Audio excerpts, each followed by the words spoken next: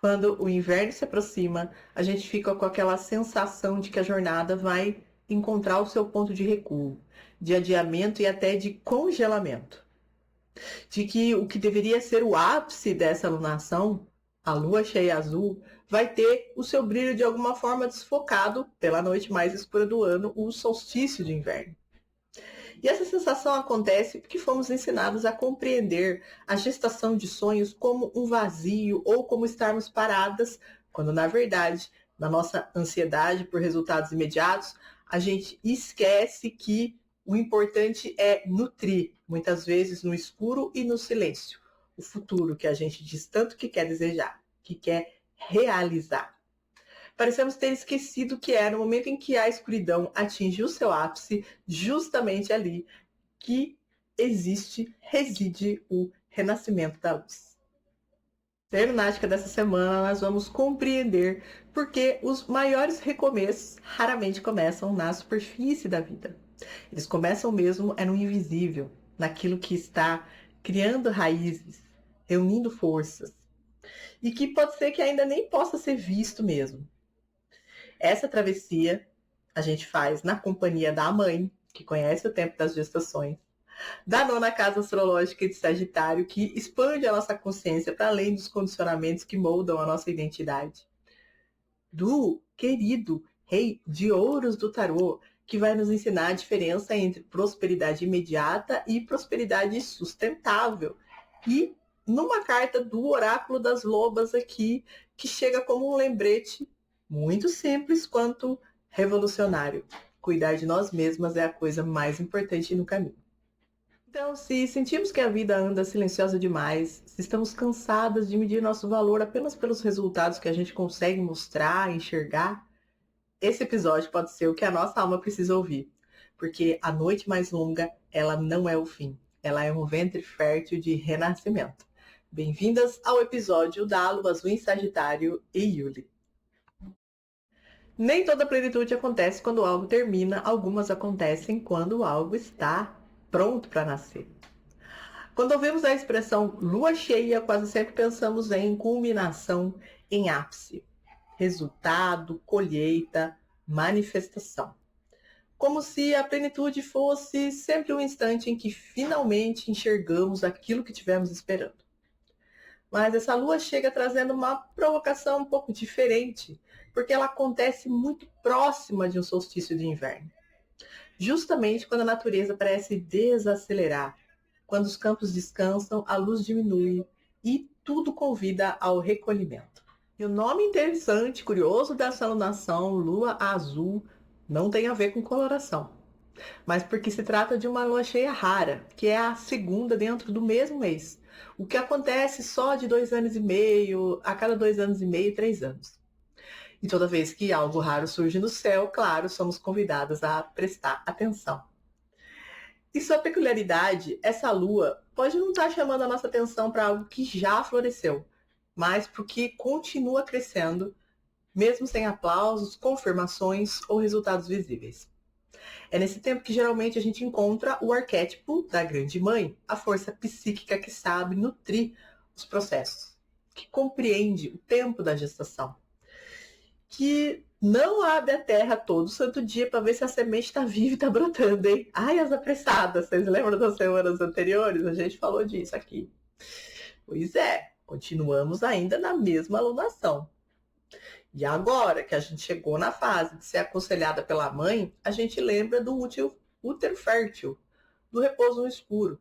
A gente percebe que o crescimento não acontece só quando estamos atentas observando. Ele também acontece quando sustentamos, alimentamos, protegemos, permanecemos. O problema tá que a gente foi treinado para valorizar apenas aquilo que pode ser mostrado, né? Por exemplo, um diploma conquistado, uma meta atingida, um resultado alcançado fisicamente, visivelmente, aquela transformação visível. Mas a gente raramente celebra a coragem de continuar quando parece que nada está acontecendo. As grandes lições dessa lua azul: nem tudo que amadurece aparece imediatamente. Nem tudo que cresce faz barulho. Nem tudo que transforma avisa antes que vai chegar. Às vezes, a maior prova de confiança é não agir, e sim continuar nutrindo.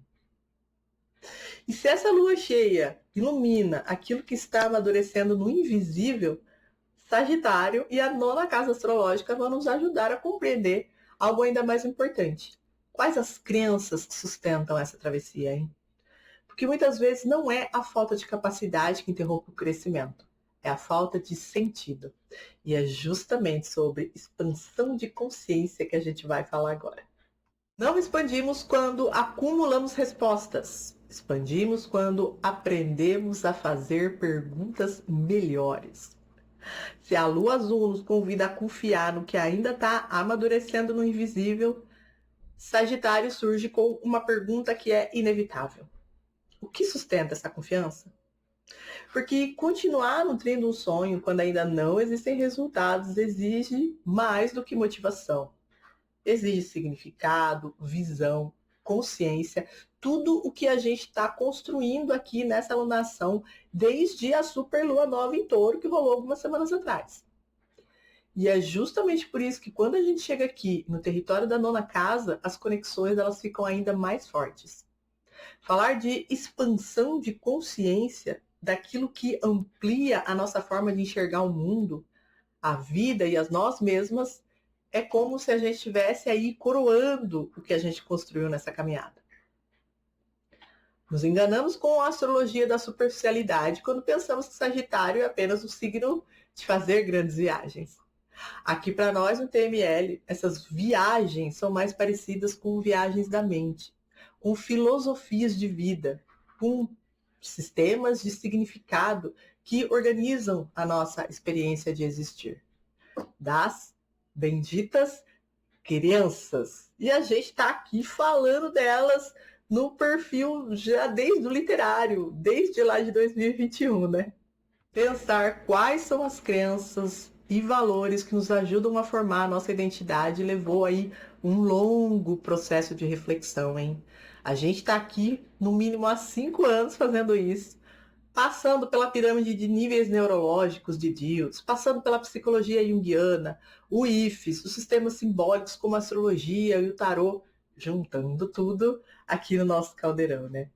Tudo para nos ajudar a compreender que expansão de consciência sempre foi o primeiro pilar do projeto que agora se transforma em método conforme eu avanço os meus estudos, o método Transformando Meninas em Lobas.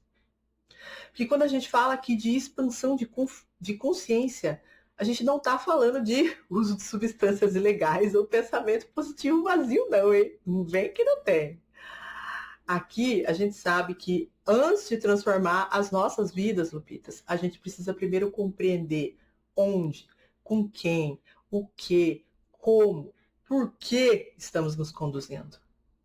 O que existe no ambiente que faz com que desenvolvamos capacidades, comportamentos, crenças, valores para descobrir quem a gente é. Todas essas adaptações, desejos, expectativas, a gente se questiona, elas são herdadas ou são nossas mesmas, hein? Essa é uma pergunta profundamente sagitariana e junguiana também. Porque a expansão de consciência começa quando a gente percebe que não somos apenas aquilo que aprendemos a ser. Quem acompanha também a Roda das Lobas já conhece bem essa jornada. Lá em março, no primeiro portal em Áries, a gente falou sobre o despertar do eu, sobre o momento em que começamos a perceber que existe sim diferença entre identidade e adaptação, entre essência e sobrevivência, entre aquilo que somos e aquilo que precisou ser construído para que a gente pudesse caber no mundo. E conforme a gente foi avançando pelos portais, vamos compreendendo que a identidade ela não nasce pronta, ela é construída camada por camada lá naquela pirâmide, né? Escolha por escolha, consciência por consciência.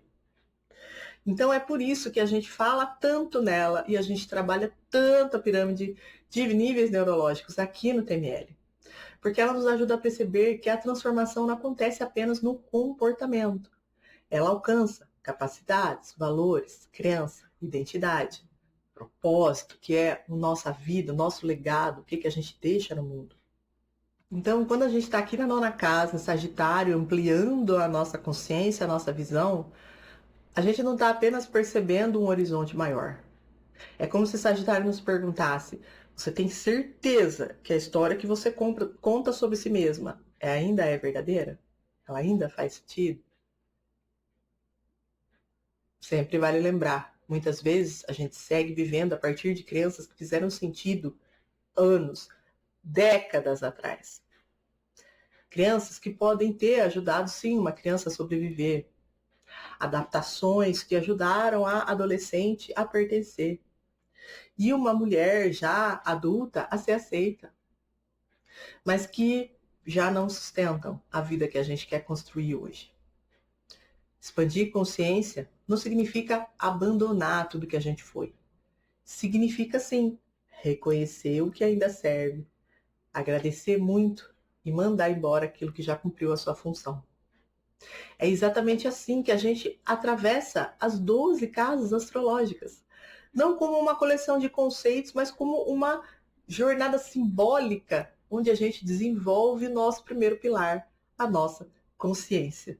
A gente faz isso lá na Roda das Lobas durante um ano solar astrológico todinho e a gente faz isso toda semana acompanhando a movimentação da Lua por essas casas aqui no Ser Lunática também. A beleza que é Sagitário aparecer justamente nesse ponto da alunação que começou em Touro. Depois que a gente falou de sonho, materialização, continuidade, prosperidade, mano, isso é delicinha. E se Sagitário nos ensina a confiar num horizonte maior, o Yuli vai nos lembrar que toda a expansão verdadeira passa, sim, por um período de recolhimento. Porque a natureza conhece um segredo que a gente esqueceu em meio à nossa domesticação de séculos. A luz, ela não retorna apesar da escuridão. Ela retorna através dela. A noite mais longa não interrompe a vida, ela prepara o seu retorno. Se Sagitário nos convidou a expandir consciência, o Yuli nos convida a fazer algo que é aparentemente oposto: recolher. Sacar a ênfase no aparentemente, né? Porque nenhuma expansão verdadeira acontece sem um período de interiorização. A transformação verdadeira ela não vem só da ação. E é por isso que não adianta a gente falar pensamento positivo e ficar repetindo frases de empoderamento olhando no espelho o tempo todo. Terapia não é isso. Não há reconhecimento, renascimento, sem um período de gestação anterior. No hemisfério sul, onde nós estamos aqui neste pequeno Brasil, o Yuli acontece agora no dia 1º de junho e marca o solstício de inverno, o ponto mais escuro do ano. A noite mais longa, e se você gosta de romantasia e acotar fosse escrito aqui em Terra Brasilis, seria o aniversário, o nascimento da Fera, Terra dos Trópicos, nasceria na próxima segunda, 1º de junho, a noite mais longa do ano, porque ela foi feita especialmente para o Grão Senhor da Corte Noturna. Eu amo. Mas vamos parar de viajar e vamos falar da coisa séria mesmo. Porque o Yuli, essa noite, essa maior noite, é um instante em que a luz parece mais distante.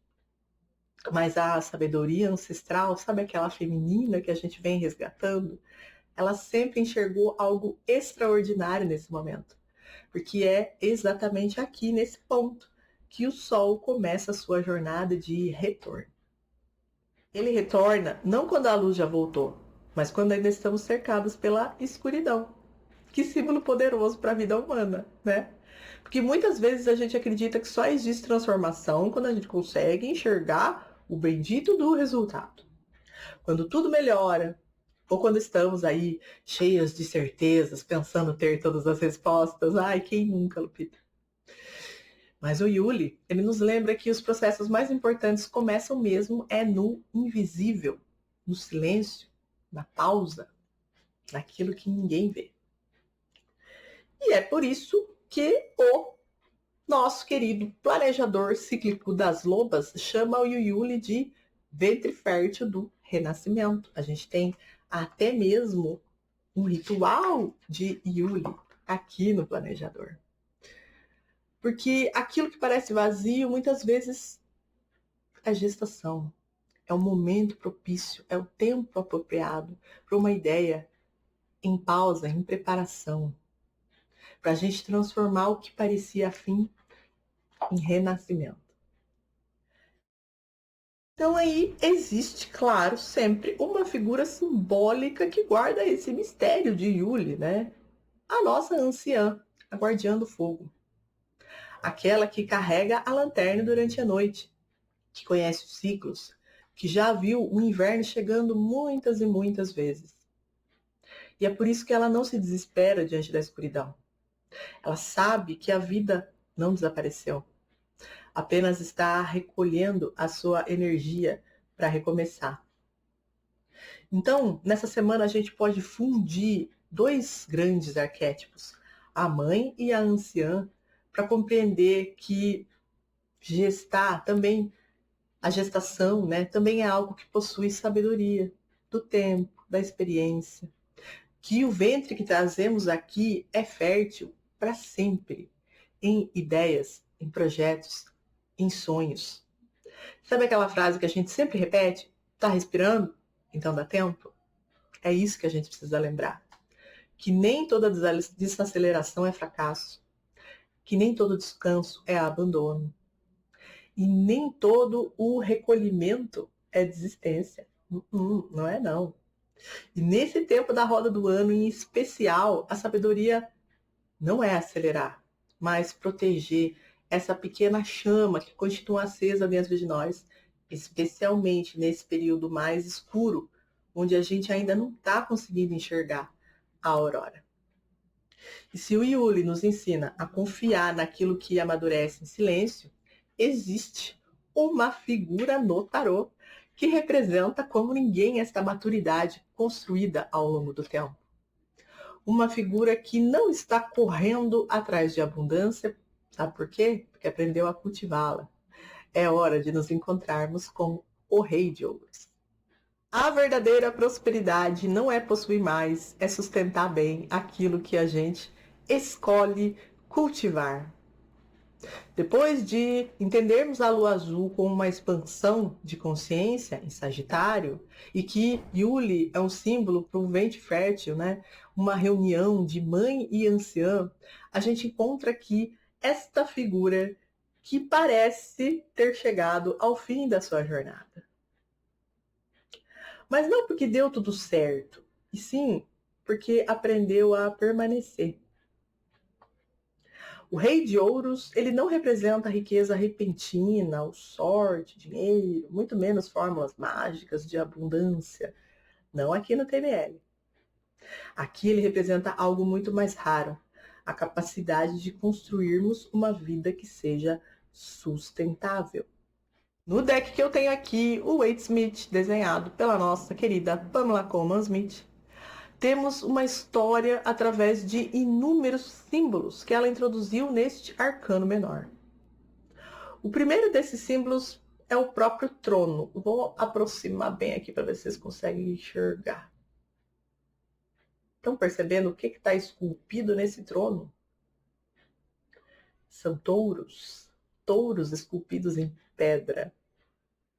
Touro, a mesma energia que inaugurou essa alunação. A energia do portal 3, do portal 4 da Roda das Lobas, da nossa última lua nova, que nos ensinou sobre valor, corpo, prazer, merecimento, segurança. Os touros aqui sustentam o trono porque não existe prosperidade verdadeira sem raízes, sem estabilidade, sem chão. E o nosso Rei de Ouros não está vestido apenas de poder, né? O seu manto lindo é coberto de videiras carregadas de frutos. Uvas, símbolo de abundância, fertilidade, de colheita. como um resultado visível de algo que foi sim cultivado durante muito tempo. Só que existe aqui um detalhe que às vezes a gente nem percebe, tá bem aqui no meu dedo aqui, ó, nesse dedo aqui.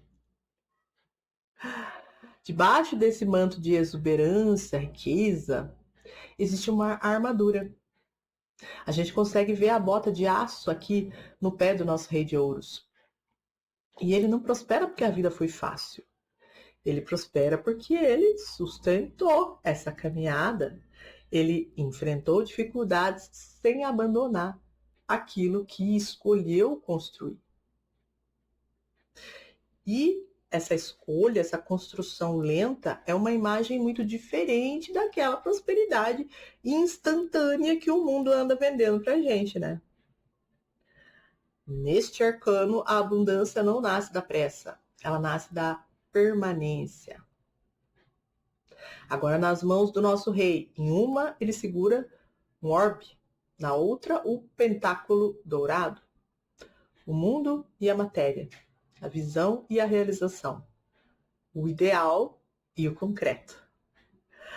Dentro de todo esse naipe dos pentáculos, a gente encontra um símbolo precioso para o segundo pilar do TML. A gente não vai aprofundar nele aqui, mas vocês já vão sacar já a respeito do que ele é.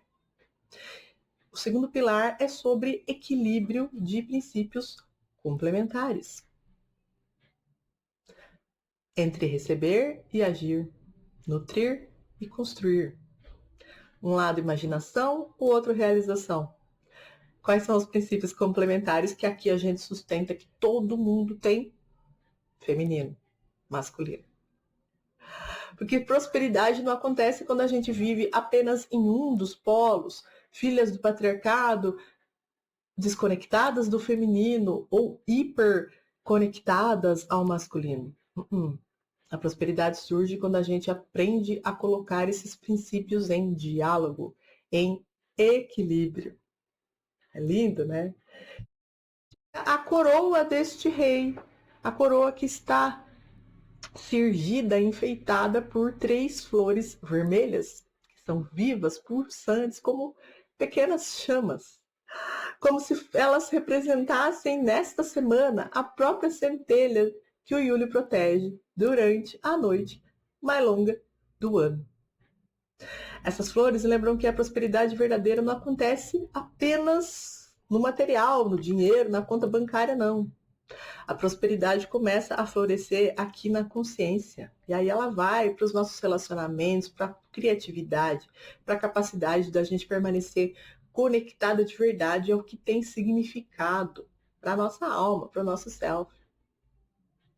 E depois de tudo que a gente aprendeu nessa alunação, a gente começa a compreender que prosperar, claro, não é acumular, é sustentar vida, sonho, vínculo, corpo, alma.